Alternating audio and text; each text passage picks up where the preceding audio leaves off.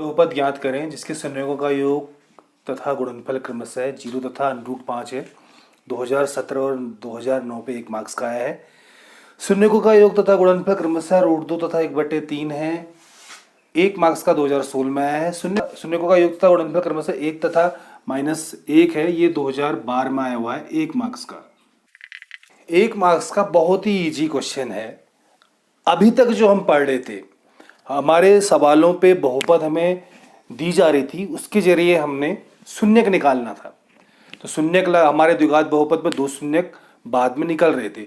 अगर हम थोड़ी देर के लिए उल्टा चलें, माना अगर हमें शून्यक दिए हुए हैं तो उससे बहुपद कैसे निकलेगी, तो इसको अगर हम एक बार इसका डेरिवेशन देख लें तो ये सवाल बहुत ही आराम से बन जाएगा।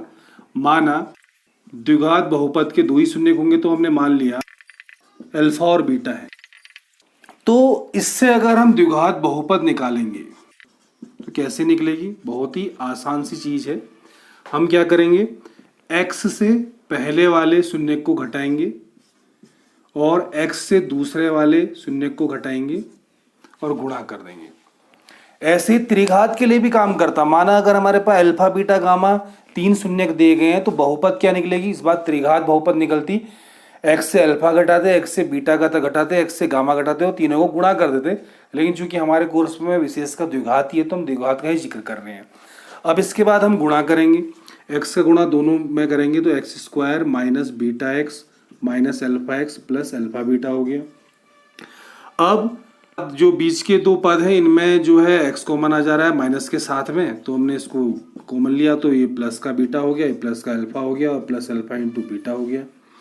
अब हम थोड़ा सा इसको आगे पीछे कर लेते हैं, x को बाद में डाल देते हैं और इनका क्रम बदल के अल्फा प्लस बीटा कर लेते हैं। अब हमने जो है अल्फा और बीटा तो शून्यक माने थे और यहाँ पे अल्फा प्लस बीटा आ रहा है। इसका मतलब क्या हो गया कि ये शून्यकों का योग हो गया और साथ में बाहर से x लगाया। हमने शून्यक अल्फा और बीटा माने थे, यहाँ पे अल्फा इंटू बीटा है, तो ये शून्यकों का गुणनफल हो गया। तो हमारे पास अब एक नया नियम बन गया। हमारे पास नियम क्या बना कि अगर हमारे पास शून्यक दिए गए हैं, अब मैं अल्फा बीटा की भी बात नहीं कर रहा हूं, तो उसके जरिए जो है हमारी द्विघात बहुपद कैसे निकलेगी?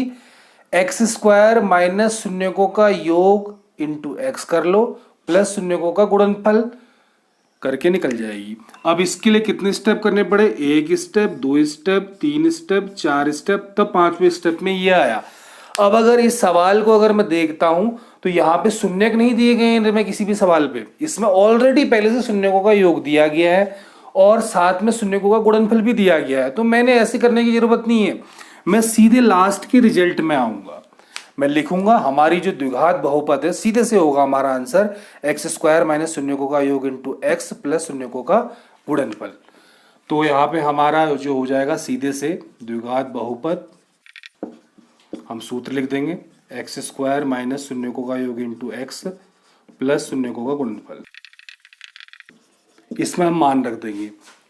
अब ये हमारा एक आंसर हो गया, लेकिन ये हमारा इस सवाल में एक ही आंसर नहीं होगा, इस सवाल पे हमारे कई आंसर आ सकते हैं।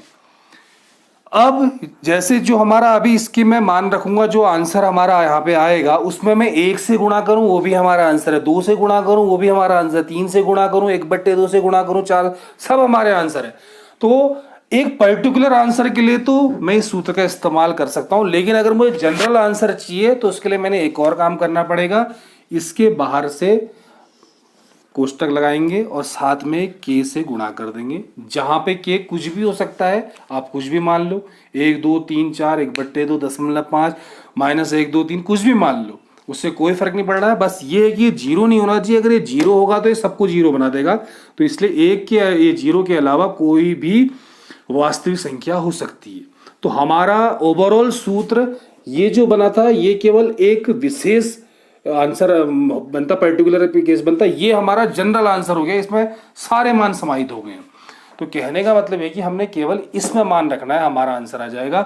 अब हमारा आंसर नंबर पहला क्या आएगा? हमारा आंसर नंबर पहला आएगा k इंटू x² माइनस शून्यकों का योग हमें दिया हुआ है क्रमशः, मतलब पहली वाली चीज शून्यकों का योग है जो कि 0 है, इंटू x प्लस शून्यकों का गुणनफल बाद वाली चीज है √5 5 हो गया। अब इन दोनों को गुणा करने के बाद तो 0 ही आएगा, तो इसको मैंने छोड़ दिया है, तो बस केवल बच गया √5 बच गया। और आंसर नंबर 2 भी हमारा सीधे से निकल गया। इसी सूत्र में मैं रख दे रहा हूँ k into x square minus शून्यकों का योग, इस सवाल पे √2 इंटू बाहर से x प्लस शून्यकों का गुणनफल हमारा है 1/3 है। यहाँ पे लॉसोपा वॉसोपा लेने की कोई ज़रूरत नहीं है। X square minus √2 into x plus 1/3। अगर ये सवाल बुक में होता तो वो k की जगह पे 3 ले लेता, तो 3 से मल्टीप्लाई करता तो 3x square minus 3√2x plus 1 बन जाता। लेकिन हमने जनरल आंसर माना है, और अभी हम k की जानकारी भी लास्ट में दे देंगे। मैं तीनों के लिए एक साथ ही k का मान लिख दूंगा। ऐसे हमारा आंसर नंबर 3 हो जाएगा k into x square minus शून्यकों का योग हमारा है इस तीसरे वाले सवाल पे 1 है, पहले वाला, तो हो जाएगा 1 इंटू एक्स प्लस शून्यकों का गुणनफल है हमारे पास -1 है, इंटू कुछ नहीं, यहाँ पे अचर पद होता है, तो यहाँ पे ये हो जाएगा k into x square minus x minus 1।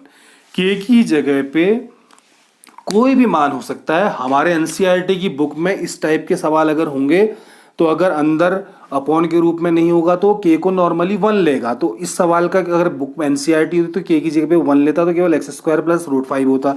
इस सवाल पे अपॉन में 3 आ रहा है, तो वो इस 3 को हटाने के लिए 3 से मल्टीप्लाई कर देता, तो k की जगह पे 3 ले लेता, तो ये बन जाता 3x square minus 3√2x plus यहाँ पे 1 आता। और इस वाले सवाल में अंदर कोई अपॉन नहीं है, तो इसलिए वो यहाँ पे k की जगह पे केवल 1 लेता, तो वहाँ पे हमारा आंसर आता x square minus x minus 1 आता। तो अगर आप वो भी लिखे वो भी सही है, और ये भी लिखो तो ये तो ज़्यादा बेहतर है। अब इसमें k क्या है इसकी जानकारी भी हमने देनी पड़ेगी। मैं तीनों सवालों पे k की जानकारी एक साथ दे देता हूँ, जहां k एक वास्तविक संख्या है तथा k does not equal to